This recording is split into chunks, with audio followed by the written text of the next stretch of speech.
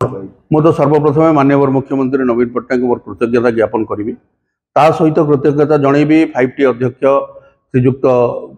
भी कार्तिकेयन पांड्यान को संगठन संपादक आम प्रणव प्रकाश दास को एवं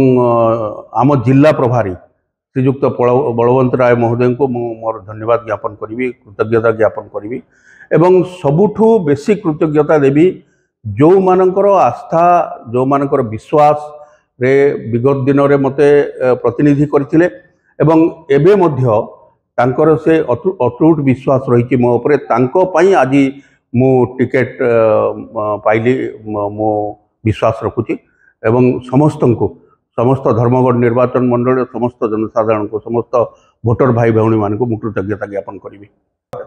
आपण मैंने समस्ते जानते जे माननीय मुख्यमंत्री कलाहांडी जिला को किभली भाव में गुरुत्व देइचंती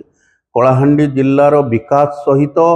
प्रत्येक स्तर प्रत्येक वर्गर लोकों से योजना तैयारी करचंती कार्यक्रम तैयारी करचंती सेमानकु तल स्तर लोकों को मुख्य स्रोत रे आनिया पई